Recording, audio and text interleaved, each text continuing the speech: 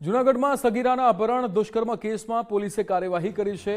મુખ્ય આરોપી મહિલા સહિત 4ની ધરપકડ કરવામાં આવી છે। ભરત સોલંકી, સુનિલ સોલંકી, રાજુ સોલંકી અને ગીતા સોલંકીની ધરપકડ થઈ છે। 27 એપ્રિલ 2026 કેશોદ પોલીસ સ્ટેશનમાં ફરિયાદ નોંધાઈ હતી।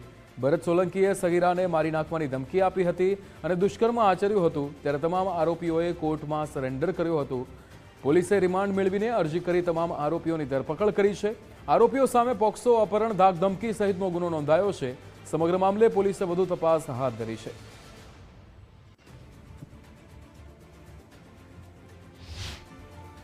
પોલીસ સ્ટેશન ખાતે ફરિયાદીએ આ કામના આરોપી ભરત ભીમાભાઈ સોલંકી, સુનિલ ભીમાભાઈ સોલંકી, રાજુભાઈ સોલંકી તથા ગીતાબેન સોલંકી વિરુદ્ધ તેઓની ફરિયાદ જાહેર કરેલ કે તેઓની ભોગ બનનાર દીકરીને આ કામના પ્રથમ 3 આરોપી ભરત, સુનિલ અને રાજુભાઈ ઇકો ગાડી લઈ આવી અત્રેથી અપહરણ કરી લઈ જઈ આ કામના આરોપી નંબર 4 ગીતાબેન સોલંકીના હોય આ કામના મુખ્ય 3 આરોપીઓને મદદગારી કરી આ કામના ભોગ બનનારને આરોપી ભરતે બળજબરી કરી શરીર સંબંધ બાંધેલ હોવાની ફરિયાદ આધારે આરોપીઓની તપાસમાં હતા।